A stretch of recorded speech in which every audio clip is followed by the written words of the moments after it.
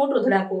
એવોર ઇલેક્ટ્રિકે launch કરી પ્રથમ smart electric bike. ભારતની સ્વદેશી ટેકનોલોજી આધારિત ઇલેક્ટ્રિક મોટરસાઇકલ ઉત્પાદક એવોર ઇલેક્ટ્રિકે પોતાની પ્રથમ ઇલેક્ટ્રિક મોટરસાઇકલ એક્સ લોન્ચ કરી છે. ગુજરાતના મુખ્યમંત્રી ભૂપેન્દ્ર પટેલના હસ્તે આ બાઇકનું અનાવરણ કરવામાં આવ્યું. આ બાઇકની સૌથી મોટી ખાસિયત એ છે તેની 260 કિલોમીટર સુધીની આઈડીસી પ્રમાણિત રેન્જ અને 114 કિલોમીટર પ્રતિ કલાકની ટોપ સ્પીડ.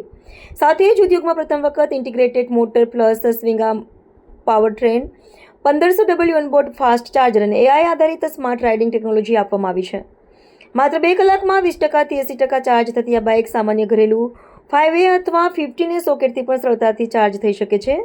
કંપનીના જણાવ્યા અનુસાર છેલ્લા 3 વર્ષના સંશોધન અને વિકાસ બાદ તૈયાર થયેલી એક્સમાં 120થી વધુ ઇન્ટેલેક્ચ્યુઅલ પ્રોપર્ટી ફાઇલિંગ્સ કરવામાં આવી છે. આ બાઇક સંપૂર્ણપણે સ્વદેશી એવોર્ડ સોર્સ ટેકનોલોજી સ્ટેક અને એવીઆર પ્લેટફોર્મ પર વિકસાવવામાં આવી છે.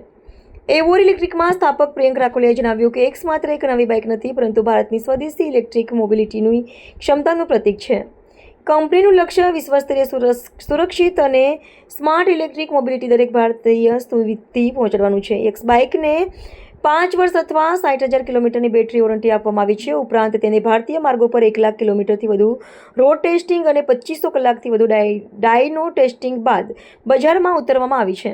આ બાઇકનું બુકિંગ માત્ર ₹799થી શરૂ થઈ ગયું છે અને ગ્રાહકોને ડિલિવરી આગામી 2 મહિનામાં શરૂ કરવામાં આવશે.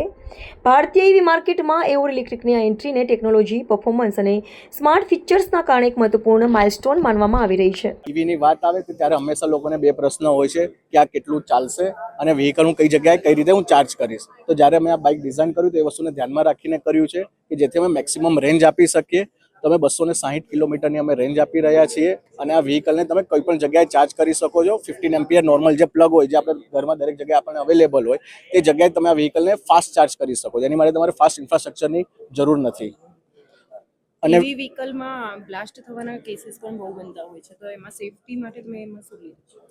અમારું 3 વર્ષથી R&D કરવાનું મુખ્ય કારણ જ આ હતું કે અમારે વિદેશી ટેકનોલોજી પર નિર્ભરતા નહોતી રાખવી.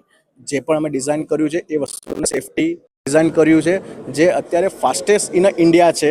એટલું ફાસ્ટ અમે BMS અમે ડિઝાઇન કરેલું છે, માત્ર ને માત્ર સેફટીને ધ્યાનમાં રાખીને. ગવર્મેન્ટની સબસિડી ઓલરેડી અત્યારે PM E-ડ્રાઈવ હાલમાં અવેલેબલ છે અને ગુજરાત ગવર્મેન્ટની પણ આ RTO માટેની એની સબસિડી ગવર્મેન્ટ આપણી આપી રહી છે. તો અત્યારે અમે જે વ્હીકલનું પ્રાઇસ છે ₹1,25,000, જેની સાથે અમે પ્રોડક્ટ અમે લોન્ચ કરવા જઈ રહ્યા છે, એ વિધાઉટ સબસિડી છે. તો ગવર્મેન્ટની સબસિડી આમાં એડ થશે તો હજી પણ આપણું વાહન એનાથી સસ્તું થશે.